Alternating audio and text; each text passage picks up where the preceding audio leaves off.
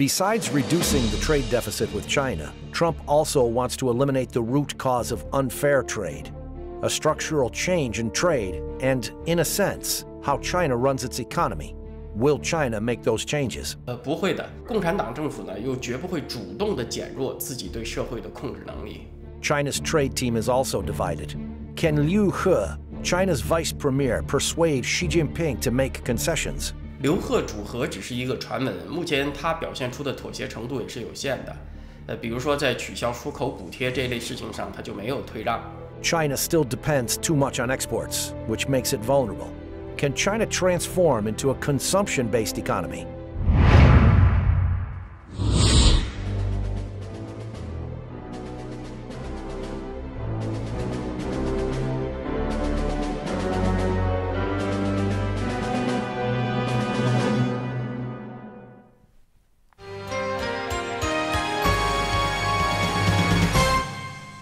Welcome to Zooming In. I'm Simone Gao. The U.S.-China trade talks have gone through quite a few ups and downs and unexpected turns in the past 2 months.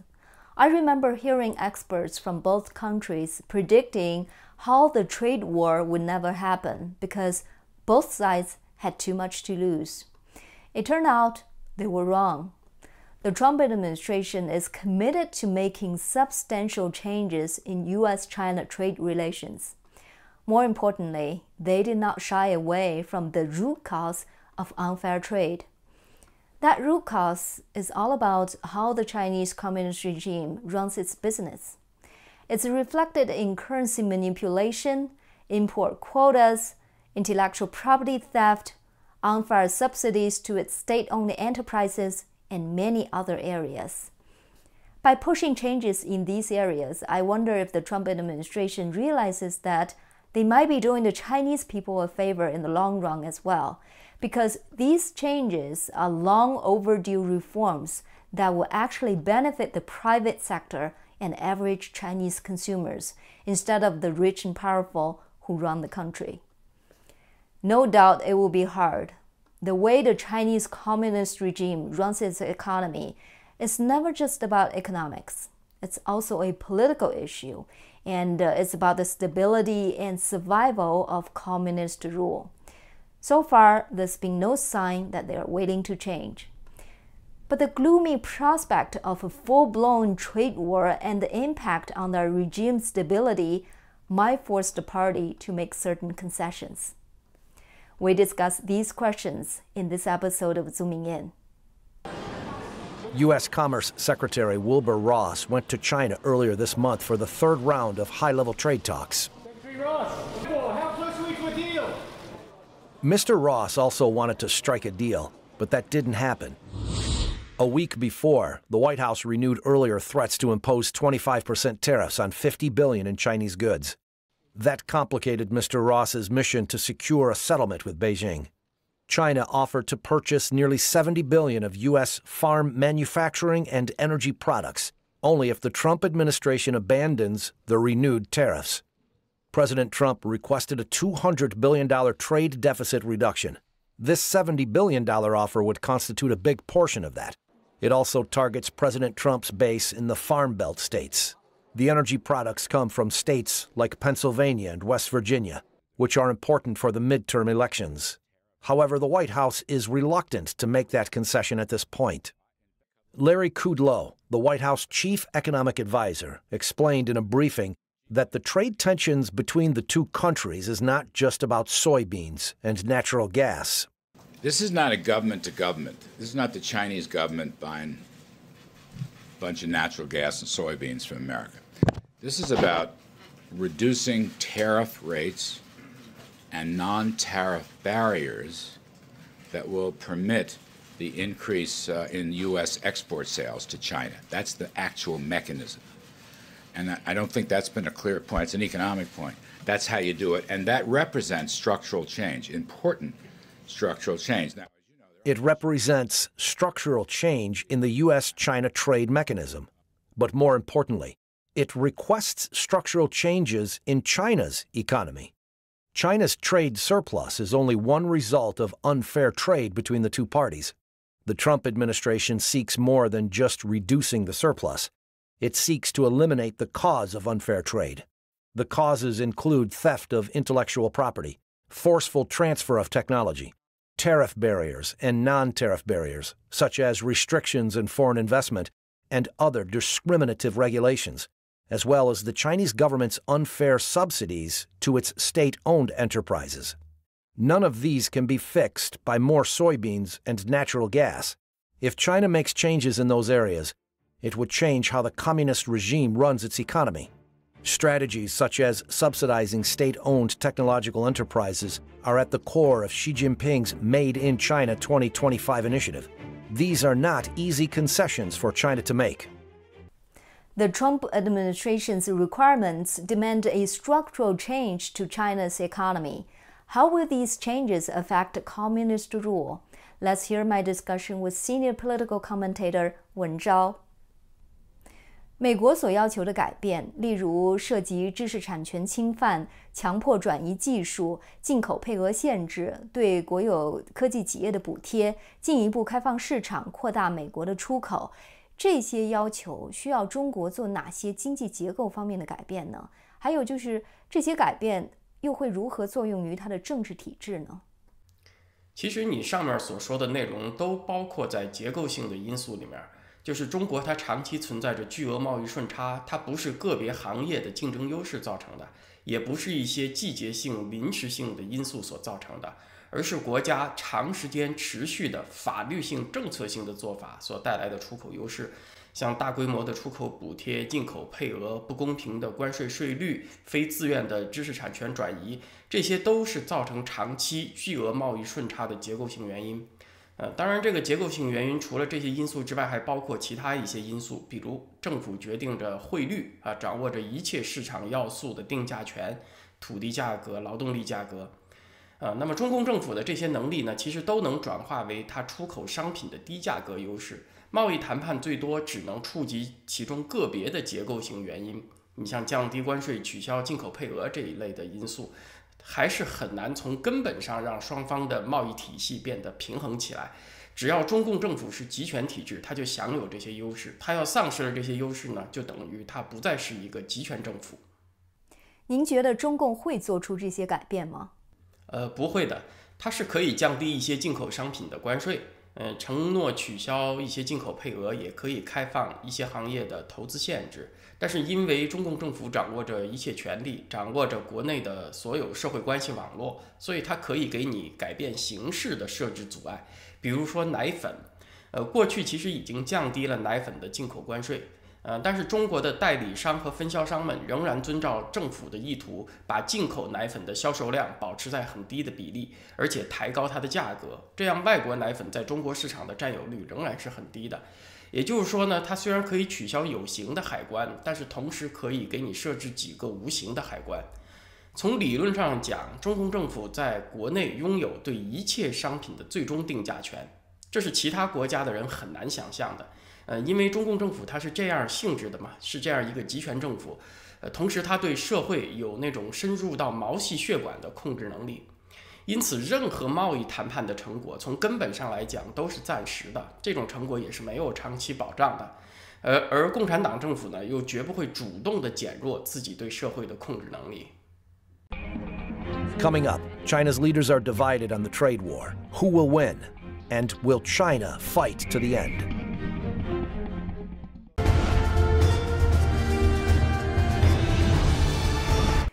Whoever is more powerful is more likely to win a fight. It's also usually true that the person with less to lose will be more willing to fight. Let's hear what White House Director of Trade Policy, Peter Navarro, has to say about this in the Fox News interview from June 3rd. I get that. I want to ask you about China because here's the headline of the morning in terms of China. I'm reading an article right now, and it says China says all trade progress is off if the U.S. imposes these tariffs. Are we willing to throw away the relationship that we have with China to push tariffs and restrictions on the country? Well, let's look at the relationship we have with China. We have a $371 billion trade deficit in goods which basically ships off 2 million manufacturing jobs to China every year. That's not so good. We had General Mattis talking about the activity in the South China Sea with respect to China building up all their their artificial islands, and of course the big issue that we're fighting, the president is fighting with Ambassador Lighthizer, is this theft of our crown jewels of technology. They take our technology, Maria. Everybody knows they steal it, but they also force the transfer of it. They evade our export controls, and they're coming over here. The Chinese state-owned enterprises coming over here with bags full of money and buying up places like Silicon Valley. So that's a relationship with China that structurally needs to change. We'd love to have a peaceful and friendly relationship with China, but we also are standing firm on the idea. Mr. Navarro represents the most hawkish view regarding the trade war with China. That's one side of the supposedly divided U.S. trade team. But media in the U.S. isn't paying attention to the possibility of an equally divided Chinese team. If they are also divided, how would that affect the trade talks? Liu He is China's vice premier and a Politburo member. He is also an economist who holds an MBA from Harvard University. He serves as Xi's chief economic advisor and leads the Chinese team in U.S.-China trade negotiations. According to an Apple Daily article, Liu is in favor of making concessions to America. He believes a trade war will be disastrous to China and cannot be won. He gives 3 reasons. First, it is China who violated international trade rules and is responsible for intellectual property theft. It lost the moral ground from the very beginning. Secondly, China isn't able to engage in a full-blown trade war with the U.S. because it imports a relatively small amount of U.S. goods. China can only retaliate against the amount of U.S. goods exported to China. However, America is one of China's biggest export markets, and the U.S. could punish China to a larger degree. Thirdly, all imported Chinese products to the U.S. can be substituted. Some of them were produced by the U.S. originally, but a large portion of the goods imported from the U.S. are essential to China's economic lifeline. Proponents of the trade war are not clear. A general understanding is that party members, whose only education and training come from the Communist Party itself, tend to believe the Chinese Communist regime is invincible. 看刘鹤 persuade Chinese President Xi Jinping. This is what Wen Zhao has to say. 刘鹤是习近平信赖的人，听说他主和，但是呢，美国的要求直接冲击到了习近平的2025计划。所以您觉得习近平他是什么想法呢？刘鹤主和只是一个传闻，目前他表现出的妥协程度也是有限的。比如说在取消出口补贴这类事情上，他就没有退让。而在中共那个体制环境下呢，他作为中方谈判的牵头人我认为他也不可能对内提出建议，说全盘接受美方的要求，那样他会遭到政治对手的强烈攻击，对他自己来讲也有危险。所以我预计呢，只有当这个贸易战爆发持续一段时间，带来了相当损失之后，主张妥协的意见才会占据上风。习近平当然不想在那个中国制造2025计划上退让，因为那是他人生目标的重要组成部分。他希望在2030年前后，让中国大陆在军事和科技实力上有本质的提升。2050年左右呢，让中国大陆成为世界第1强国。那在他这个构想里面，中国制造2025计划占有重要的地位。所以，除非他蒙受了重大挫折，他觉得这个长期战略目标已经实现不了了，需要做出修正。否则的话，他那个2025中国制造计划，你让他妥协是很难做到的。战或者是和对中国民众有什么影响呢？这个贸易战如果打起来，由于美国的农产品成为制裁对象，那么会推高中国的消费者物价指数，比如大豆涨价，它会导致这个中国的食用油涨价，或者质量更差的食用油充斥市场，还有饲料涨价会导致肉类涨价等等，影响到人们的生活。如果这个贸易战范围扩大，上升到1500亿美元的规模，那么几乎就涵盖了美国对中国出口的全部商品，那包括一些中国比较难从别的供货方那里取得替代的商品。这样的话会给中国的经济造成实质的伤害。同时，中国那1500亿美元的商品呢，如果被关税挡在美国的市场之外呢，那中国的企业可能会考虑降价，把这些出口额转移到别的国家，那就会给别的国家的市场造成冲击，从而带来连锁反应。总之，这个贸易战只要是500亿美元的规模对双方的伤害都还不是太大。但是如果扩大到1500亿，因为中国这边更依赖出口，它在美国这边损失的这个出口份额呢，它在别的国家那里不太容易弥补，所以会对中国造成的实质伤害大一些。但是如果能够避免这种情况这个贸易战不打，中国降低了它的进口商品关税，当然对中国的消费者有利。但是关税的降低并不意味着那个商品的最终零售价会降低，所以具体的效果也是要观察的。Coming up, can China transform into a consumption-based economy?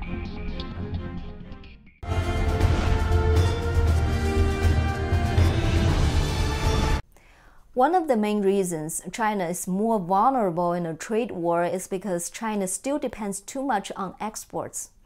Can China change this and transform into a consumption-driven economy? Let's see what's wrong with China's domestic consumption. According to World Bank data from 2017, private consumption made up close to 70% of the U.S. GDP. In comparison, China's private consumption was only 39% of China's GDP. That leaves China near the bottom globally. Although it has improved 4% since 2010, it's not enough to support China's export-dependent economy.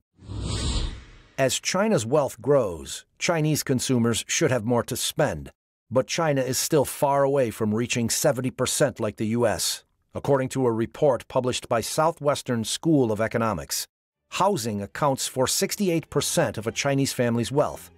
In Beijing and Shanghai, it is as high as 85%.